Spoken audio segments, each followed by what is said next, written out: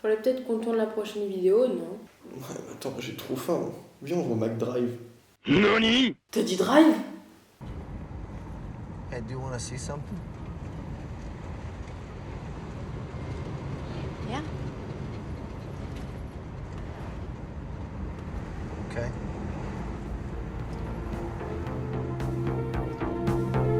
Back against the wall and odds, with the strength of a million cause, all the suits are called outstanding. Bon, Drive, c'est un film qui est l'adaptation du livre de James Sallis. Ne nous demandez pas, on l'a pas lu.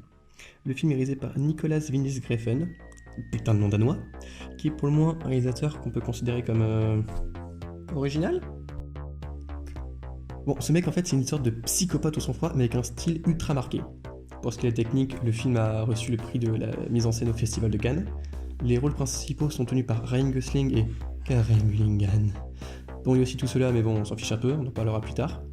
Pour ce qui est de la société de production, qui s'appelle Bold Film, bon, ok, ils ont produit Starship Trooper 3, mais ils ont produit ça, bordel! Donc on peut dire que pour le projet, la production s'est validée. Puis pour ce qui est de l'histoire, On suit l'histoire d'un jeune mécanicien qui n'a pas de nom, donc on va l'appeler Ryan puisqu'il est joué par Ryan Gosling. Il mène une sorte de double vie. Il est cascadeur de jour et conducteur pour des criminels organisés la nuit. Des gens pas hyper clean. Il tombe amoureux d'Irène, sa voisine, et un jour il y a Standard. Ouais, super comme prénom. Le mari d'Irène qui revient parce qu'il était en prison. Et c'est là que les emmerdes commencent, puisqu'il est poursuivi par la mafia puisqu'il a des dettes. Et par amour, Ryan, il essaie de l'aider en fait, il veut l'aider. Et là, mais c'est la cata! bon, pour les personnages, en réalité, je m'excuse, il y en a un peu plus que deux. Toujours le rôle principal tenu par Ryan Gosling, ça change pas. Mais là où il y a du lourd, c'est vraiment sur le casting, plus particulièrement les personnages secondaires. Et oui Michel, on a du très très lourd.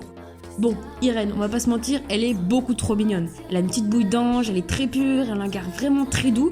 Elle n'est pas personnage principal, mais bon, c'est vraiment à cause d'elle que tout arrive. C'est parce qu'elle est là que toute l'action se déroule et littéralement part en couille en fait.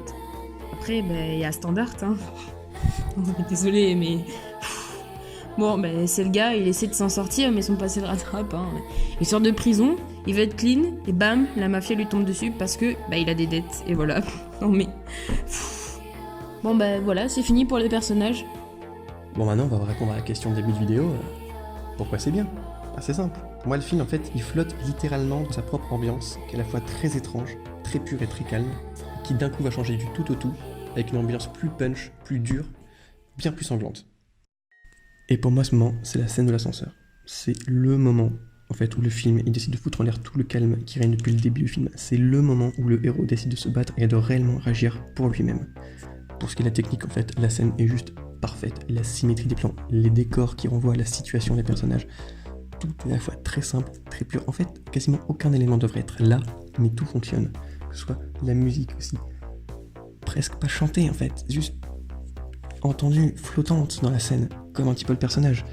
Puis pour ce qui est de la lumière est tellement plus surexposée qu'au paradis. Les couleurs, le jaune, le doré, tout est magnifique. Juste, en fait, le ralenti qui arrive, le ralenti va juste sublimer le moment du baiser, en fait, qui va être limite le moment rêvé du film, où le spectateur va autant rêver la scène que les personnages. Où là, on oublie toute la pression accumulée depuis le début. Puis la musique se coupe, et la violence arrive. Et là, justement, le film bascule, et plus jamais on reverra des moments de flottement comme ça. Plus jamais le film te fera rêver là où il t'a emmené.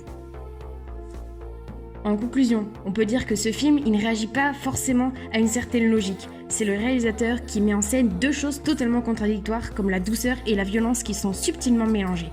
En plus, à première vue, le perso de Ryan, il pourrait nous repousser. Il est froid, il semble subir le film, il ne prend pas vraiment de décision propre. Mais bon, ce film reste extraordinaire par la magie des plans, la magie des couleurs, l'atmosphère qui est dégagée, toute cette tension. Et ce film, il est vraiment bien.